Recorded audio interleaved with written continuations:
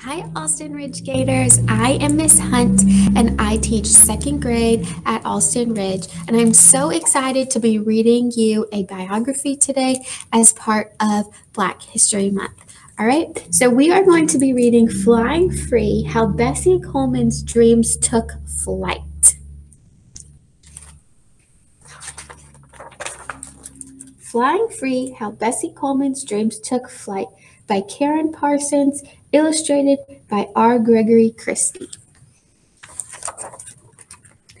Bessie Coleman was born a spirited little girl whose sense of adventure would light the whole world. In the morning, she'd rise and breathe the fresh air, marvel at the small flocks of birds flying there.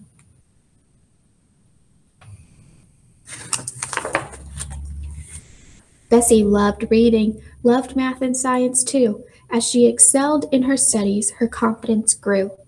But each end of summer, when harvest came around, her family got to picking cotton and the schools would close down.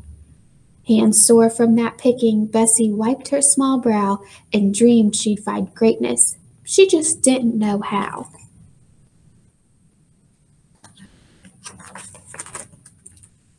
Blackbird, black girl, shine bright for the whole world. Show your spark, show your twirl, let those beautiful wings unfurl.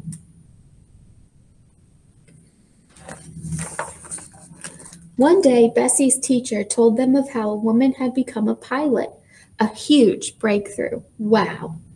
Harriet Quimby was the brave woman's name, and being the first had brought her new fame. While the kids all snickered and shook their heads, Bessie thought hard about what her teacher had said.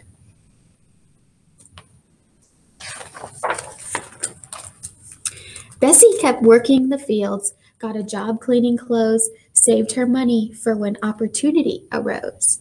Bessie loved Waxahachie, loved her family even more, but she longed to go where her spirit could soar. One day her brother wrote, "Why don't you come? Join me in Chicago. We'll have loads of fun."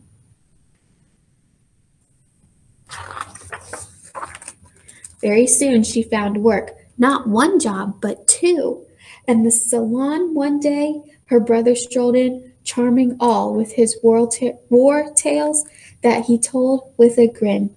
The French flyers, he said, were heroic and true, but what impressed him the most were the women who flew.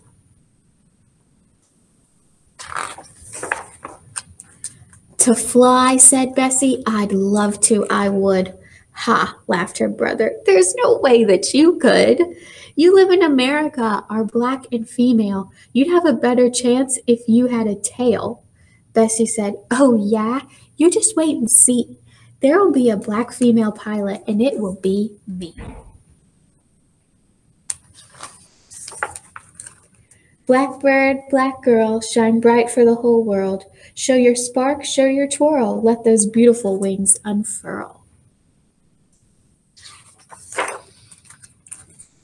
They all told her, "No, we won't teach you to fly. You're a girl, the wrong color." But she still had to try.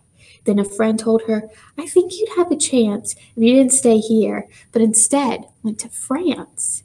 I'll pay for your trip. Yes, give it a go. When you come home a pilot, the whole country will know." "Je m'appelle Bessie." She soon made a date to travel to France. She could hardly wait.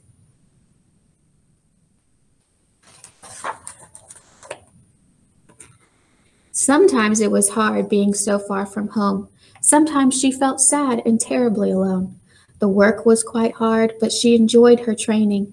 With so much to do, there was no time for complaining. This was her calling. The sky was for her. There it didn't matter what color you were.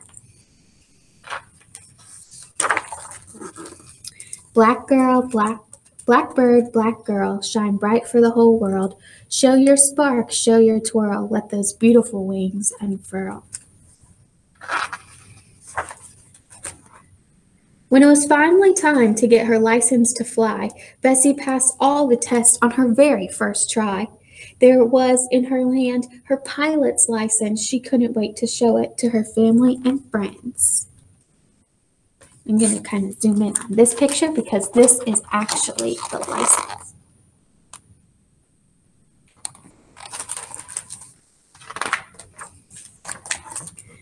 Upon her return, triumphant and proud, Bessie was greeted by a loud cheering crowd.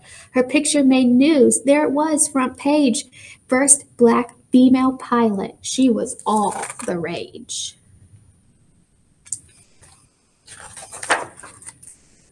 The best way she thought to show her new skills was to hold flying shows full of daring thrills. The crowds loved it all, her stunts, how she dressed, an enchanting daredevil. They nicknamed her Queen Bess. She would fight racism at her air shows too, would tell the officials to integrate the venue. I won't do the show if you segregate. Black folks and white must come in the same gate.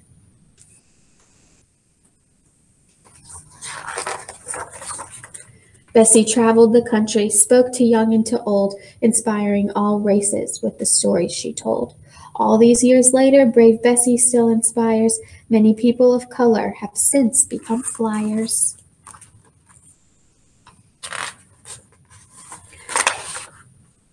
Above the land, above the sea, where they all said she shouldn't be, Bessie said, watch. She said, you'll see, and followed her dream, flying free.